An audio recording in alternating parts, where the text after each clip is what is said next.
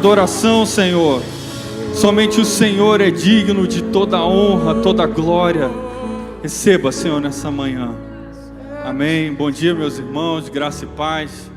É um prazer estarmos aqui nessa manhã reunidos para cultuarmos o nosso Deus, aquele que tem todo o poder, que merece toda a adoração, é digno de toda a honra, toda a glória.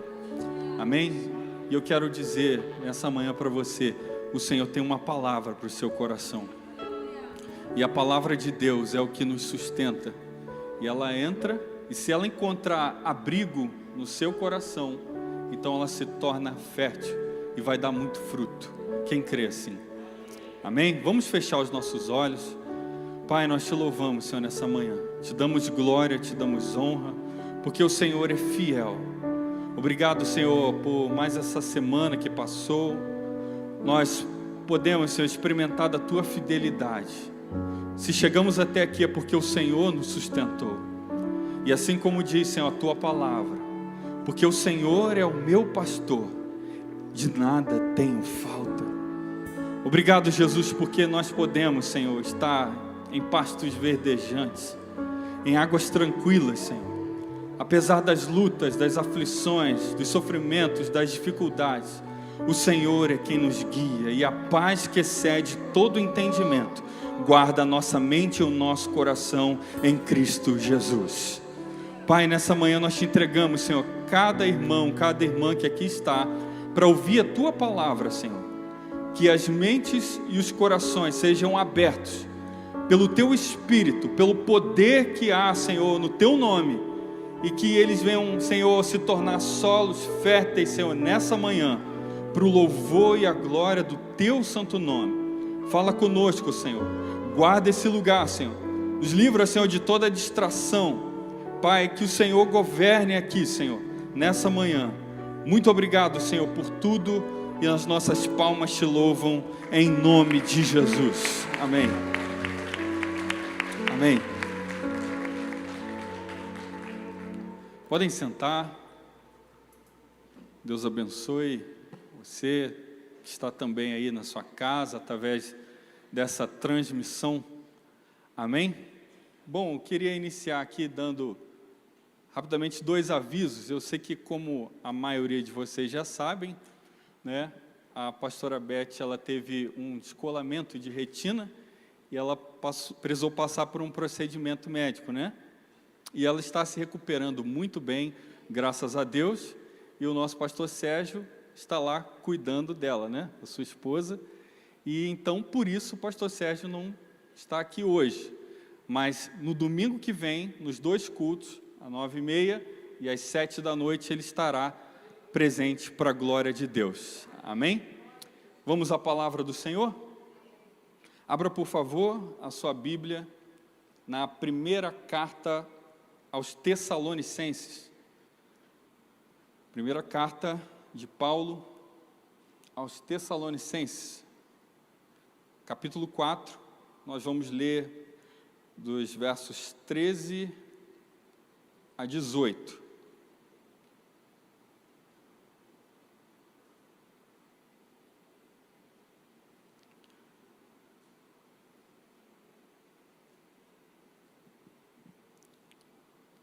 Amém?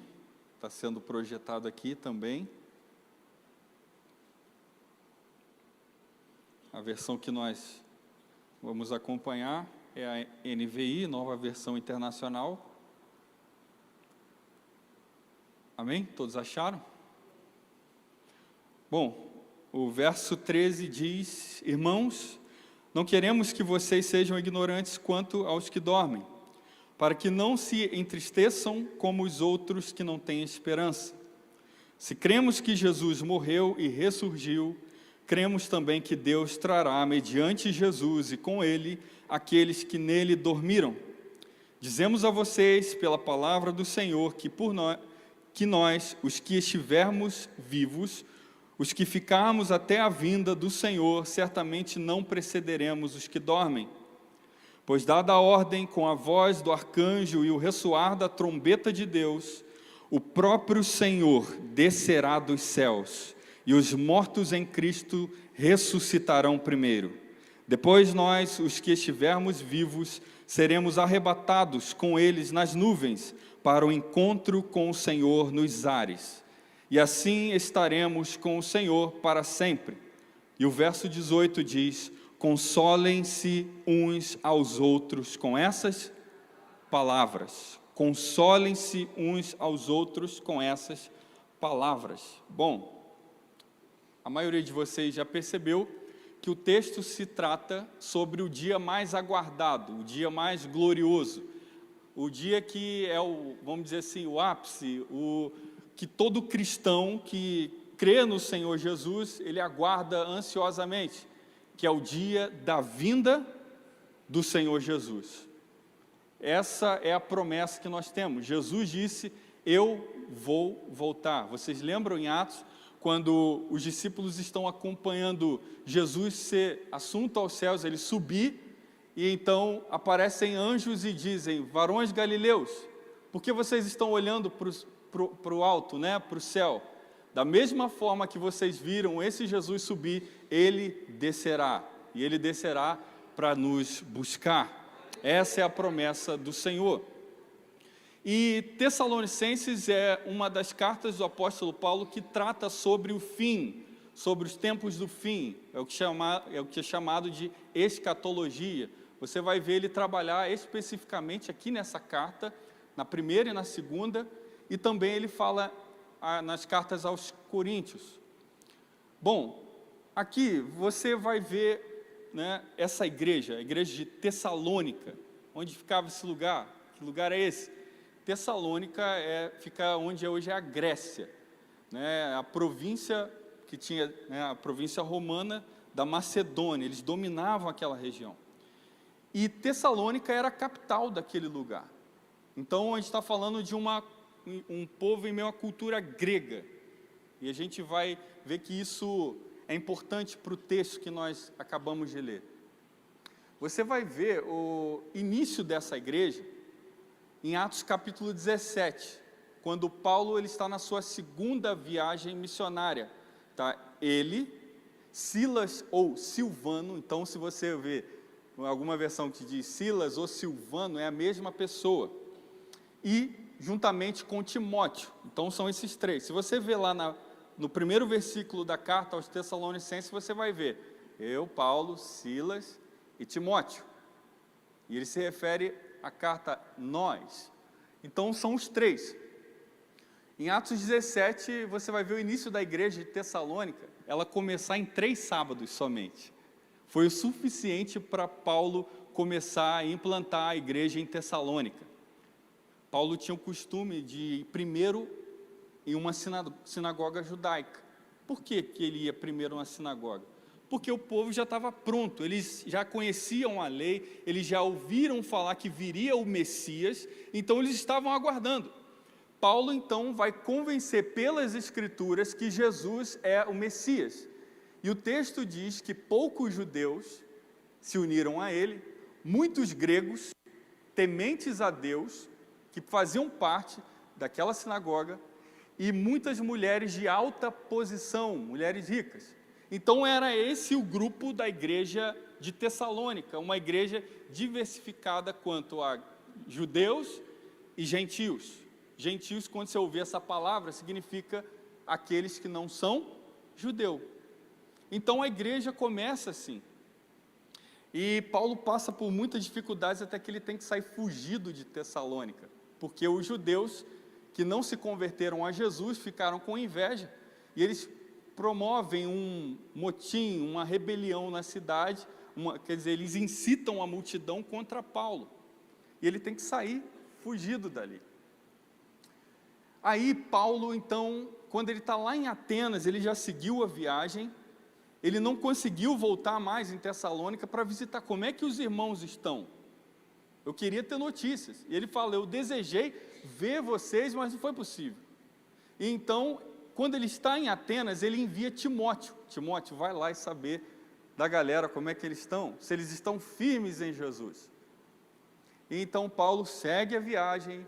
Quando nós estamos falando isso, nós estamos na Grécia, Paulo de Atenas manda Timóteo, e quando ele segue viagem, ele está em Corinto, Timóteo chega com as notícias de Tessalônica. E aí ele começa a relatar algumas coisas. Bom, o que a gente sabe pela carta que Paulo escreve aos irmãos de Tessalônica, estava acontecendo algumas coisas ali. Em especial, nesse texto que nós lemos, o que estava acontecendo? Alguns irmãos que creram em Jesus, a idade, vamos dizer assim, já estava passando, nós não sabemos se, ou por causa da perseguição, o fato é que alguns dos irmãos acabaram falecendo, morrendo. Então nós estamos falando da primeira geração de cristãos. A gente está falando aqui por volta do ano 51, depois de Cristo. E aquela expectativa da vinda de Jesus, todos os cristãos, ainda mais pelo contexto da perseguição, estava todo mundo aguardando. Jesus vai voltar a qualquer momento, porque tudo que ele falou está se cumprindo, a perseguição, as lutas, nós estamos sendo difamados pelo nome de Cristo, e a vinda de Cristo era iminente naquela geração, todos eles aguardavam. E então, Timóteo chega, olha, está um clima entre alguns lá, um clima de desesperança, eles não estão consolados, parece que eles estão meio perdidos. E por que, Timóteo? Timóteo então relata, Paulo, alguns dos irmãos acabaram partindo, e os irmãos de Tessalônica estavam achando que, por eles ter partido, eles não vão participar desse evento tão glorioso e tão grandioso que é a vinda de Jesus. Ou seja, eles estavam achando que iriam perder esse grande espetáculo. Esse momento histórico, o momento mais aguardado por todas as gerações. E então Paulo vai escrever esse trecho aqui, especial do verso 13 ao verso 18. A respeito da vinda de Jesus. E aí nós lemos, no verso 13, irmãos, se puder colocar, irmão, para a gente ir acompanhando. E Paulo diz, irmãos, não queremos que vocês sejam ignorantes, ou seja, que vocês desconheçam, que não tenham a informação certa, o conhecimento correto, quanto aos que dormem, para que não se entristeçam como os outros que não têm esperança. Vamos entender isso aqui. Por que Paulo está falando isso? A gente falou que a gente está num ambiente grego. E um pensamento grego era o seguinte, eles não criam na ressurreição. Por quê?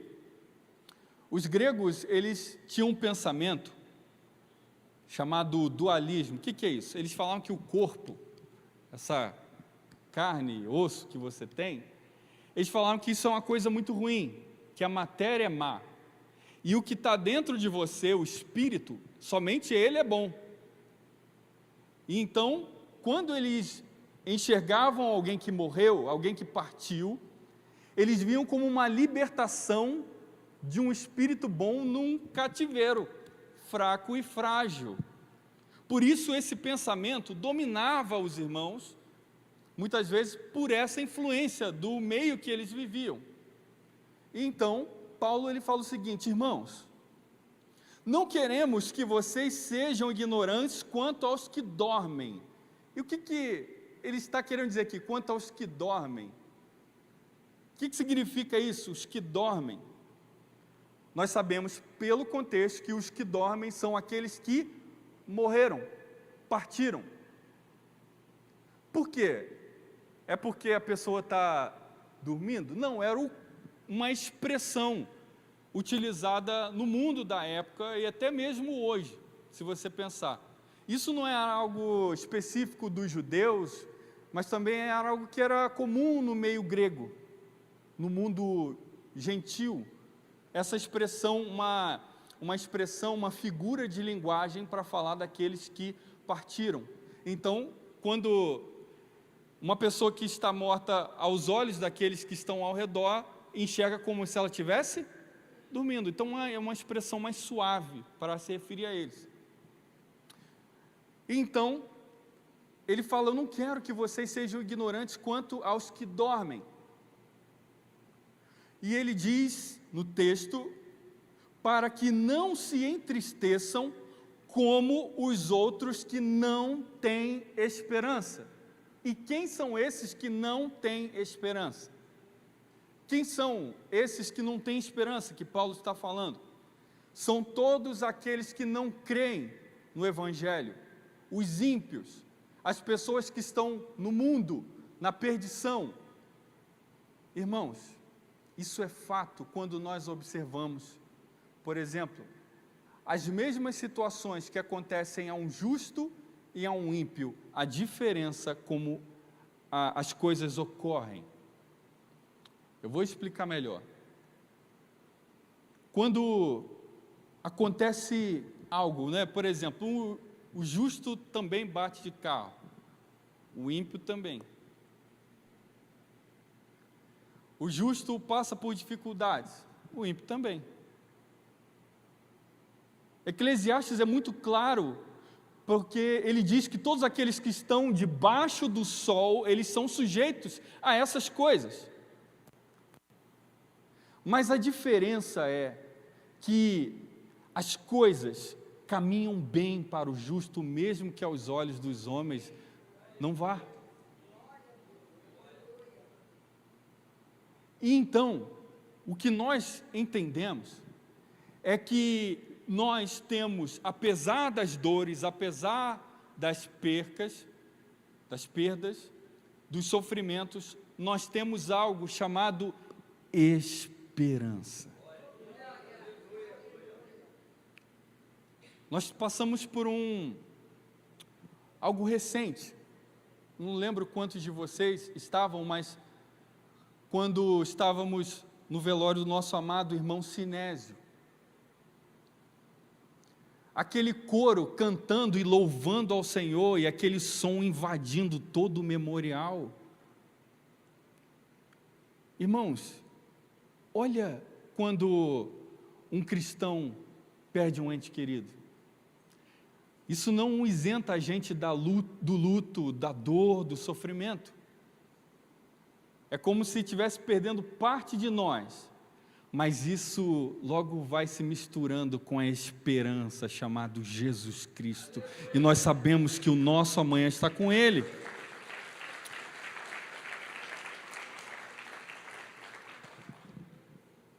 E então, nós entendemos que nós caminhamos em algo chamado esperança, e isso o ímpio não tem. Quem está lá fora, quando chega diante de um momento desse, que não se vê mais saída, diante até mesmo da morte, ele se vê completamente sem esperança, perdido, inconsoláveis.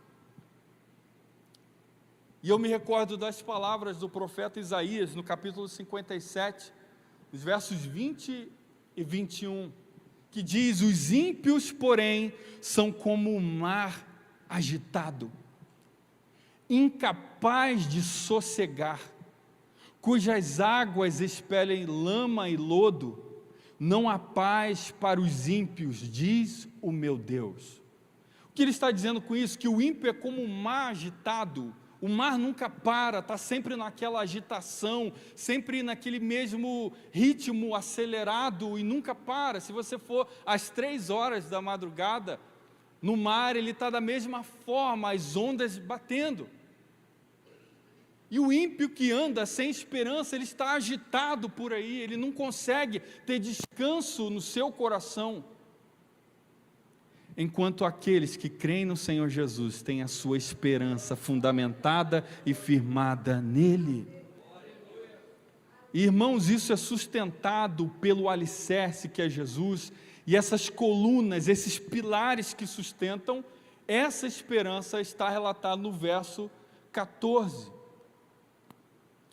E que colunas são essas da nossa esperança? Quais são os fundamentos? O que mantém essa esperança nossa? É o que Paulo vai falar no verso 14.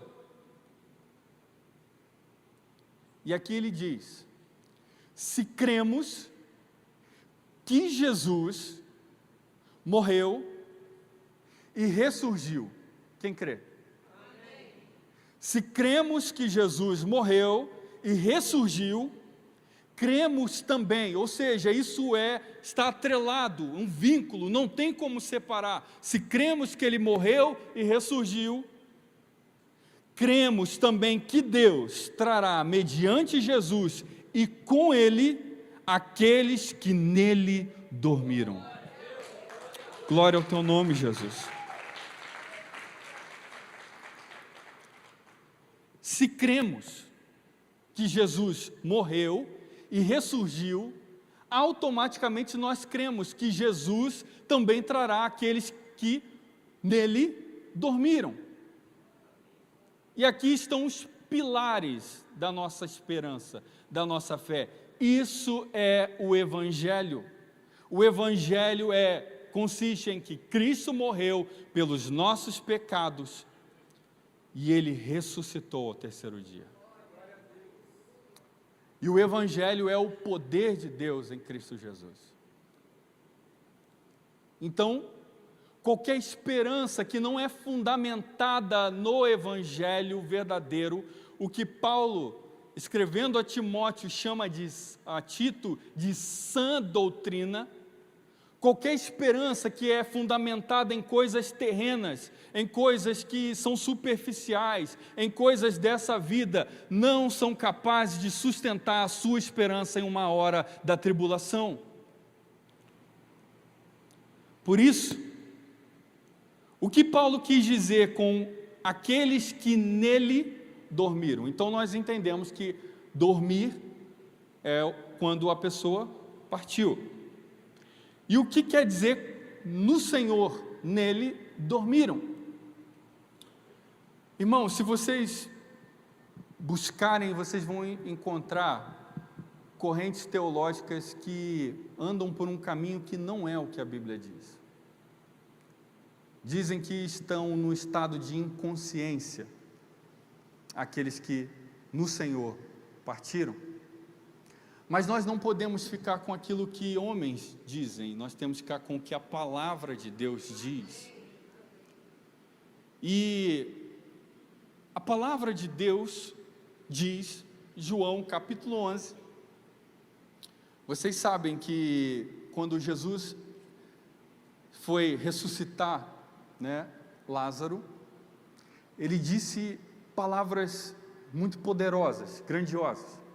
E ele disse: eu sou a ressurreição e a vida, e aquele que crê em mim, ainda que morra, viverá. Quando ele disse isso, abre-se para nós o entendimento do que a palavra de Deus diz, e até mesmo no capítulo 5 aqui, aos Tessalonicenses, no verso 10, Paulo diz: Ele morreu por nós para que quer estejamos acordados, quer dormindo, vivamos unidos a Ele. E isso significa que aqueles que dormiram no Senhor estão vivendo com o Senhor. Por que você diz isso? Porque Filipenses capítulo 1, verso 21, Paulo dizendo um texto bastante conhecido dos irmãos: porque para mim o viver é Cristo, e o morrer é lucro. E por que ele está falando isso? Caso continue vivendo no corpo, terei o fruto do meu trabalho, ou seja, eu ainda posso trabalhar para o Senhor, e eu vou ter o fruto disso. E já não sei o que escolher. Estou pressionado dos dois lados. E ele diz: desejo partir e estar com Cristo, que é muito melhor. Partir é estar com Cristo. Então, Paulo ele nos dá o entendimento de que é partir, é estar com o próprio Jesus. E ele diz o que é muito melhor. E às vezes a gente chora, né? Senhor, é muito melhor. Quando ele diz isso, irmãos, Também você vai ver em 2 Coríntios, capítulo 5, verso 8 e 9, que diz que temos, pois, Paulo escrevendo, confiança e preferimos estar ausentes do corpo e habitar com o Senhor. Por isso temos o propósito de lhe agradar, quer estejamos no corpo, quer o deixemos. Então, o que é partir? Deixar o corpo e habitar com o Senhor.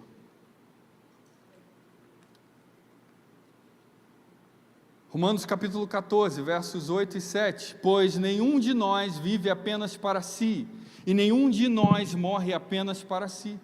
Se vivemos, vivemos para o Senhor, e se morremos, morremos para o Senhor. Assim, quer vivamos, quer morramos, pertencemos ao Senhor. O que ele está falando isso? Vocês lembram? Que nem vida, nem morte são capazes de nos separar do amor de Deus que está em Cristo Jesus, nosso Senhor. Então, irmãos, quer acordados, como ele usou essa expressão, quer dormindo, estamos nos braços do Senhor Jesus. De que forma? Conscientes. Quantos se lembram eu poderia citar aqui da transfiguração? Quem aparece no monte com o Senhor? Moisés e Elias, e conversam com Jesus a respeito da sua partida. Eu poderia aqui citar Apocalipse capítulo 6, verso 9, quando fala do quinto selo das almas debaixo do altar, clamando: Senhor, ansiosas, Senhor. Mas o Senhor fala: ainda não chegou o tempo. Então, estar com o Senhor. E aí, irmãos, no verso 15, Paulo agora vai abrir as cortinas do futuro, do amanhã para a gente. O que vai acontecer? Ele falou assim: gente, eu vou dar só uma palhinha aqui para vocês. Eu não vou fazer aqui uma explicação exaustiva, mas eu vou abrir aqui um pouquinho do que vai acontecer no futuro, no nosso amanhã. E o verso 15 diz: dizemos a vocês pela palavra do Senhor. Quem disse? O Senhor. Não é algo que Paulo está conjecturando, não é algo que é da mente de Paulo, que Paulo está deduzindo, que ele chegou a uma conclusão disso, das coisas que ele vai falar agora. Não é algo que veio do intelecto humano, não é algo que veio de um raciocínio, mas dizemos de acordo com a palavra do Senhor. E eu quero fazer uma pergunta a você: o que o Senhor diz, se cumpre ou não? Céus e terra passarão, mas as minhas palavras não hão de passar. E então, o que Paulo está falando aqui é algo que vai acontecer. Vai acontecer. Isso aqui é a mesma coisa que a realidade. Vamos ver? Dizemos a vocês, pois, pela palavra do Senhor, que nós, e Paulo está se incluindo aqui, nós, os que estivermos vivos, os que ficarmos vivos, os que ficarmos até a vinda do Senhor, certamente não precederemos os que dormem. Vamos entender isso aqui. Então, a gente viu que é primeiro algo que é pela palavra do Senhor, não é da mente de Paulo.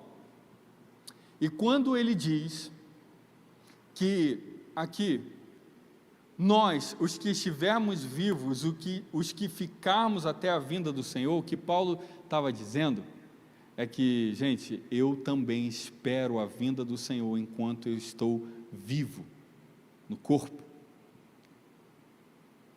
E isso mostra para nós que todo cristão deve andar, viver, como se Jesus voltasse à sua geração, como se ele voltasse hoje.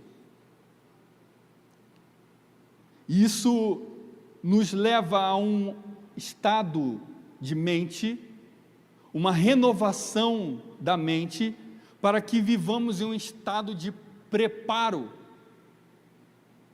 Eu estou preparado, eu estou pronto.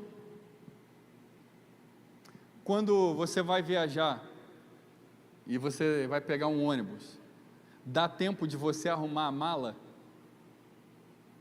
Você já está o quê? Pronto, o ônibus chegou, é agora. E é isso que Jesus nos ensina, por exemplo, na parábola das 10 virgens. Quem lembra? Enquanto 5 eram prudentes, as outras 5 eram nécias, loucas. Elas não se preocuparam com o seu nível, o reservatório de azeite, mas as lâmpadas das prudentes estavam acesas. Preparo. E isso mostra para nós que o cristão deve andar nessa perspectiva. O Senhor Jesus, Ele sempre nos ensinou a aguardar. Pedro fala para aguardarmos e apressarmos a sua vinda. Então o cristão deve andar dessa forma, nesse estado de preparo. Por isso Paulo aqui, ele inclui nós os que ficarmos até a vinda, se ficarmos aqui. Certamente não precederemos os que dormem, ou seja, aqueles que partiram. E por quê? O que ele está querendo dizer com isso? Nós não precederemos os que dormem. Isso significa que nós não teremos nenhuma vantagem, não está em um mais à frente, outro mais atrás, com aqueles que partiram. Ou seja, aqueles que partiram no Senhor não é algo que é, vamos dizer assim, à vista de muitos é uma tragédia, meu Deus, e agora? Não. Por falta de conhecimento, não. Porque o Senhor está com eles. Eles estão no Senhor. Ou seja, eles já venceram, meu irmão. Eles já chegaram. Eles já alcançaram. Mas isso não significa que nós não teremos vantagem por estarmos vivos. E nem eles vão ter mais vantagem por isso. Todos nós vamos participar desse grande dia, o dia que o Senhor Jesus aparecer no céu. Não vai ter melhor mais à frente, não precederemos os que dormem. E por que ele diz isso? No verso 16, ele segue dizendo: pois, dada a ordem, quem dá a ordem? O próprio Deus. Chegou a hora. Arcanjo, aqui ó. Dada a ordem, com a voz do arcanjo e o ressoar da trombeta de Deus, o próprio Senhor descerá dos céus. O próprio Senhor descerá dos céus. Chegou a hora. Meu filho, Senhor Deus falando com Jesus, chegou a hora. E então, o que quer dizer isso? Esse monte de sons. Olha só, nós vemos aqui, ó, voz, ressoar da trombeta. O que quer dizer isso? Significa que haverá uma voz de comando. É como se tivesse um exército já preparado, aguardando só o comando do Senhor. Chegou a hora. E então, por isso, que aqueles que estão nos céus estão aguardando, juntamente com aqueles que servem ao Senhor também estão aguardando somente a ordem do Senhor para isso acontecer. E quando acontecer, Pedro ainda usa mais detalhes cinematográficos, e ele diz que os céus serão desfeitos, se abrirá como um pergaminho, então veremos o Senhor. Quem está aqui, quem está no Japão, quem está na África, vai ver o Senhor do mesmo jeito. Todo olho verá, toda língua confessará, todo joelho vai se dobrar. Amém? E aí o que acontece? Os mortos em Cristo ressuscitarão primeiro, ou seja, eles não vão perder nada, irmãos. Eles vão estar também da mesma forma que aqueles que estiverem vivos. Não vai ter desvantagem, não precederemos os que dormem. E então os mortos em Cristo ressuscitarão primeiro. E o que quer dizer isso? Hoje nós vivemos em um corpo, sim ou não? Você sabia que o seu corpo não sobrevive sem o seu espírito ou sua alma? Mas a sua alma, sim. E eles estão com o Senhor. E quando chegar a hora, Jesus desceu, o que acontece? O Senhor Jesus vem com todos os seus santos, isso significa anjos, aqueles que partiram e dormiram no Senhor, vem todo mundo. Que dia glorioso, meu irmão. E todos irão contemplar isso. Imagina todos aqueles que partiram no Senhor desde Adão. Imagina. E então olharemos nos céus, o Senhor com todos os seus santos. Aí o que acontece? Esses que vêm com o Senhor, agora vão se unir a um corpo glorificado, a ressurreição, e eles então terão um corpo incorruptível. Paulo, na sua segunda carta aos Coríntios, capítulo 5, ele vai falar a diferença do corpo que nós temos hoje para o corpo da ressurreição. E ele compara esse corpo que nós temos a uma frágil tenda. Né? Uma tenda, imagina a tenda que montavam lá no deserto, né? Aí de repente a lona rasgava, o tempo passava, as rugas aparecem, as dores. E então ele fala que o corpo da ressurreição é como um edifício, não é como uma tenda, é como uma grande construção. Nós vemos isso quando o Senhor Jesus, ele andou ressurreto, lembra? E então os mortos em Cristo ressuscitarão primeiro, e o verso 17, depois deles ressuscitarem, nós, os que estivermos vivos, seremos arrebatados com eles, ou seja, com aqueles que já ressuscitaram. Nós teremos o nosso corpo transformado também num abrir, num fechar de olhos. Então todos nós, aqueles que ressuscitaram em Cristo e aqueles que foram transformados em vida, seremos todos juntos arrebatados e encontraremos com o Senhor nos ares. Irmãos, que encontro glorioso é esse? Encontraremos com o Senhor nos ares. E eu chamo a sua atenção para essa palavra, arrebatados. E o que isso quer dizer? Se você buscar no original grego, quando Paulo diz, essa palavra tem um sentido de tomar para si, reivindicar como seu, tomar com força, agarrar, reivindicar para si mesmo ansiosamente. É como se Jesus pegasse meus e trouxesse para a presença deles. E então encontraremos com o Senhor. Imagino como Jesus tivesse, sabe quando você está com muita saudade, né? Imagina do seu filho, da sua esposa, dos seus pais, você está com muita saudade, você agarra ele assim, dá aquele abraço. Eu imagino que isso é o arrebatamento.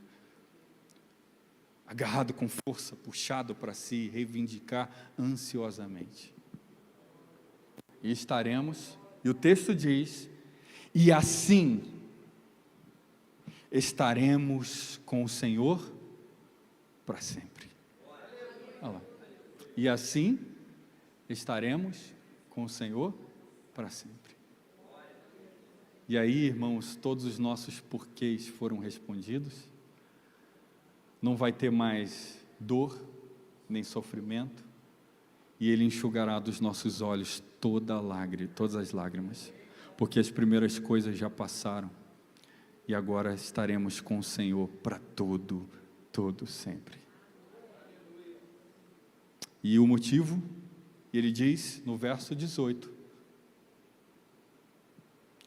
consolem-se uns aos outros Com essas palavras. Fala para o seu irmão. Consolem uns aos outros com essas palavras. Às vezes a gente fica tão enredado, a gente fica tão, sabe, igual que já viu quando, como é que chama, o pisca-pisca no Natal, está todo emaranhado ali, e a gente fica com as coisas desse mundo assim, e os nossos pensamentos acabam se desgastando, o medo tomando conta, e a esperança indo embora. E por que aconteceu dessa forma? Não era para ser assim. E a gente começa a ser tomado pelas angústias, pelas dores. Não, mas consolem-se uns aos outros com essas palavras. Preste atenção no que a palavra de Deus diz, porque é isso que fundamenta a nossa esperança, meus irmãos. Consolam uns aos outros. E aqui você vê o propósito do texto escatológico. É consolo. Às vezes a gente ouve por aí, as pessoas quando falam escatologia no fim dos tempos, falam sobre a volta de Jesus, normalmente a pessoa prega assim, naquele tom de impor medo. Aquele tom para tentar descobrir, para tentar especular quando vai ser, como é que a forma vai ser e tal, o que vem primeiro, o que vem depois. O propósito do texto não é esse, muitos entendem errado, por exemplo, o texto de Apocalipse, tentando descobrir, decifrar como é que vai ser o fim dos tempos meu irmão, o Senhor Jesus só nos ensinou uma coisa, a estarmos preparados e aguardarmos a sua vinda. Não mandou a gente ficar tentando adivinhar o tempo.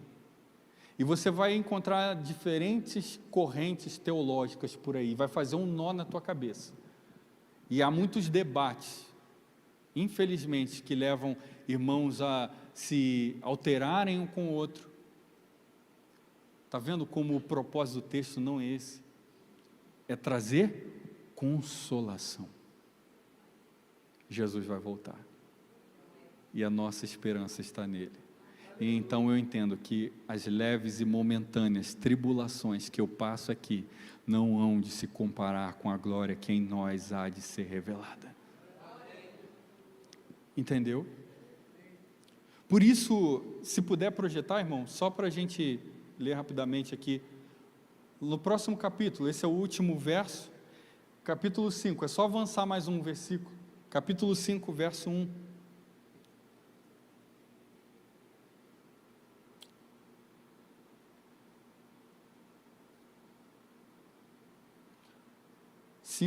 Eu vou ler. Foi? Aí. Irmãos, e aí Paulo continua, depois dele falar isso tudo.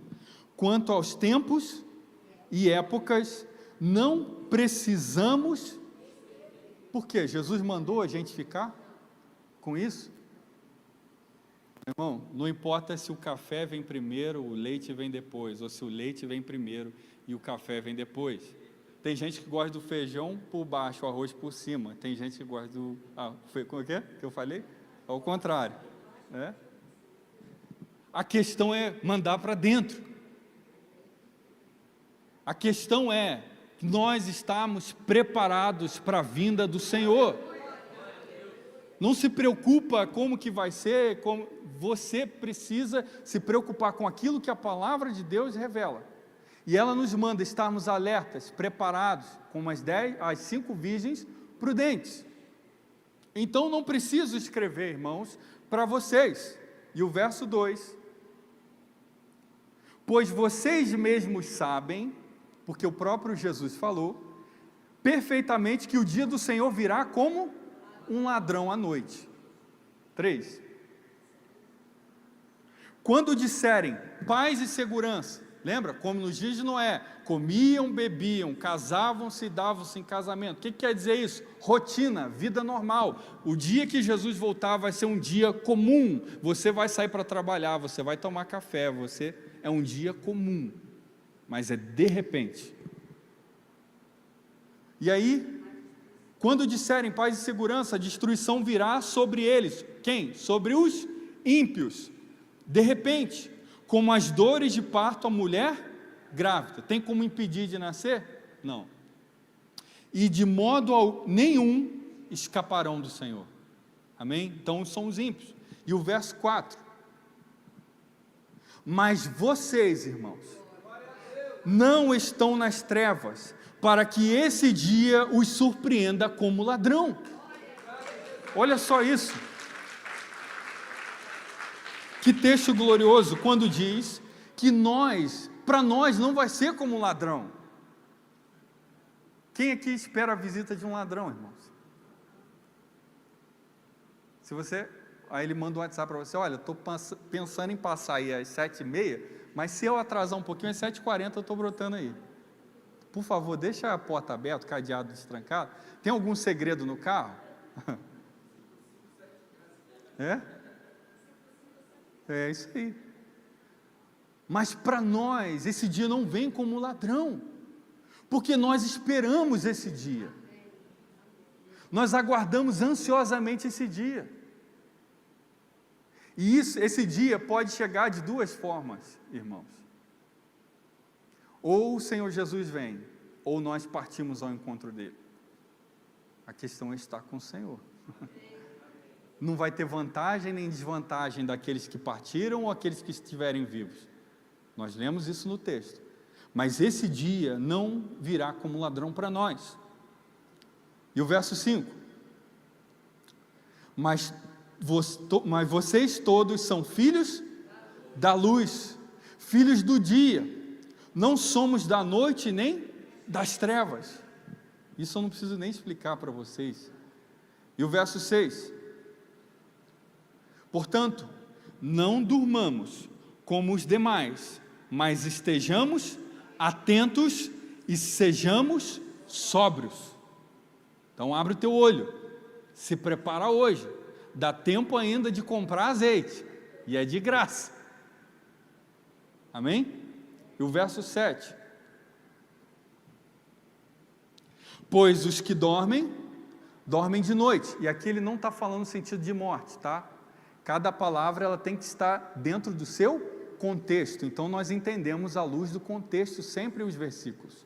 E pois os que dormem, aqueles que estão dispersos, distraídos quanto à vinda do Senhor, está dormindo, como diz a gíria por aí, está moscando. E os que os que dormem, dormem de noite. E os que se embriagam, embriagam-se de noite. Ou seja, eles alteram a sua sobriedade. Estão loucos. Não estão sóbrios nisso. Verso 8. Nós, porém, que somos do dia, sejamos sóbrios, vestindo a couraça da fé e do amor, e o capacete da esperança da salvação. E o verso 9.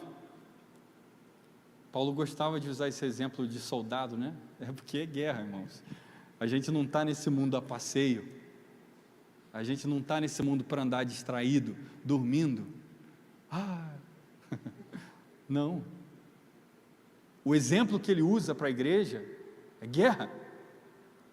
Pois Deus não nos destinou para a ira, mas para recebermos a salvação. Você foi destinado à salvação, meu irmão. Então abre o teu olho.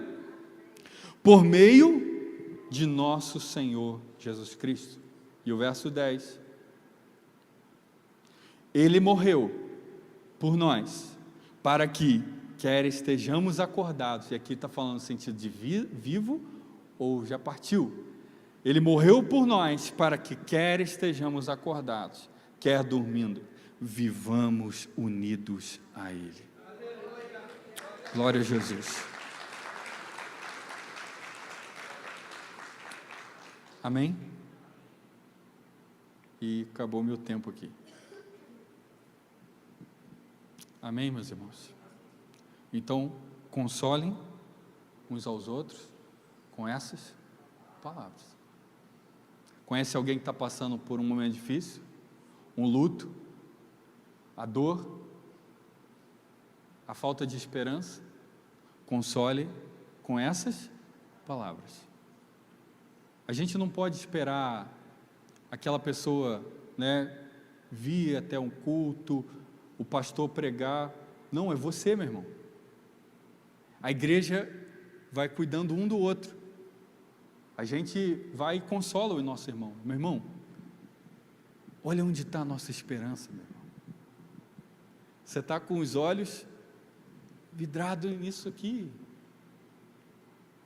Você está com os olhos nessas coisas. Isso tudo aqui um dia vai passar. As coisas que tanto te preocupam vão passar. Mas o que nunca vai passar é nós estarmos com o nosso Senhor Jesus para todo sempre. Eu costumo falar, pensa no dia mais feliz da tua vida. O dia mais feliz que você viveu até hoje. Se você multiplicar por 1 trilhão, nem se compara a um dia só na presença do Senhor. E você vai ver isso todo dia, e sem fim, para todo sempre. Você sabe o que é você não ter um cansaço, não ter fadiga, não ter dor, não ter sofrimento? Tem dia que a gente acorda, o dia está meio cinza, né? É meio nublado, e você não vai ter mais, porque o Senhor é o nosso sol da justiça, e lá não vai precisar mais de sol, nem de lua, porque lá em Apocalipse diz que o Senhor Deus, Ele é a nossa própria luz. Só o brilho do Senhor vai ser necessário, não vai precisar de sol para te aquecer, para te iluminar, porque o próprio Senhor é o sol. Consolem uns aos outros com essas palavras. Amém? Vamos ficar de pé, vamos orar ao Senhor Jesus. Glória ao teu nome, Jesus.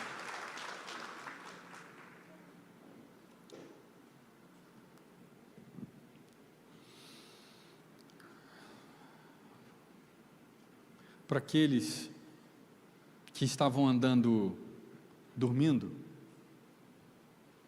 não atentos, enredado demais, o coração sobrecarregado com as coisas desse mundo, o Senhor Jesus, Ele disse no Evangelho de Lucas: cuidado para que o coração de vocês não sejam sobrecarregados pela ansiedade, e vocês sejam pegos de surpresa nesse grande dia. As coisas do mundo tentam enredar a gente, e a gente só vê solução se aquela situação ela for resolvida. Mas o Salmo 23 diz que o Senhor é o meu pastor, e porque Ele é o meu pastor, eu não tenho falta de nada. Se você ainda não tem, se ainda não foi resolvido, se aquilo que você tanto espera, aquilo que você tanto almeja ainda não aconteceu, eu quero dizer, se o Senhor é o seu pastor, você não tem falta de nada, porque é Ele quem garante tudo aquilo que nós precisamos, e o seu amanhã, o Senhor já está nele. Então o Senhor, Ele provê tudo aquilo que nós necessitamos para essa vida. Mas o que fundamenta a nossa esperança é que Ele morreu, ressurgiu, Ele nos tirou do império das trevas, da casa do valente, quebrou as algemas e nos trouxe liberdade. Agora pertencemos à luz, ao seu reino glorioso, e as outras coisas elas serão acrescentadas, e o que fundamenta a nossa esperança é que Cristo Jesus vai voltar. Todos os porquês nosso, você não vai nem lembrar, meu irmão. O céu não vai ser um lugar de perguntas, porque só de você estar lá, só de você contemplar, você já terá todas as respostas. Senhor, por que isso? Por que aquilo? Só de você chegar lá, você já vai entender tudo.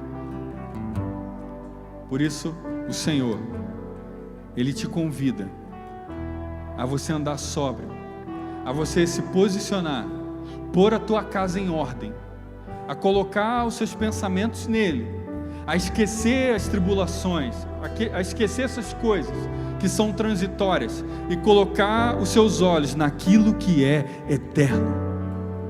Amém? Feche seus olhos. Senhor, nós te louvamos, Senhor, te damos glória por tua fidelidade. Obrigado, Senhor, porque a nossa fé se fundamenta no verdadeiro evangelho, que é a ressurreição de Cristo, Cristo ressurreto, aquele que nos libertou do pecado e da morte. E agora podemos fazer parte do teu reino glorioso. Obrigado, Jesus, porque nós podemos aguardar, Senhor, ansiosamente a sua vinda, esperar, Senhor, com todo o nosso coração, sabendo que o Senhor enxugará dos nossos olhos toda a lágrima. Ó Pai, muito obrigado, Jesus. Nos perdoa, Senhor. Perdoa, Senhor, pelas vezes em que os nossos olhos, Senhor, ficaram, Senhor, fitos, Senhor, nas coisas terrenas, nas coisas desse mundo, nas coisas transitórias. Nos perdoa, Senhor, e que possamos agora, Senhor, fixar os nossos olhos em Cristo Jesus, o autor e consumador da nossa fé, aquele que venceu a morte, aquele que fez com que as algemas caíssem das nossas mãos. E agora nós podemos dizer: Maranata, ora vem, Senhor Jesus. Nós aguardamos a sua vinda, nós esperamos ansiosamente, com o nosso coração, com todo o nosso ser, pois nós queremos, Senhor, estar contigo para todo sempre, e cantarmos, Senhor, com aquela grande multidão: Santo, Santo, Santo é o Senhor dos exércitos, aquele que era, aquele que é e aquele que há de vir, porque Ele fez nova todas as coisas, porque Ele destruiu a morte foi tragada pela vitória. Glória a Deus por Cristo Jesus, nosso Senhor e nosso Salvador. Adore ao Senhor, meu irmão, exalte ao nome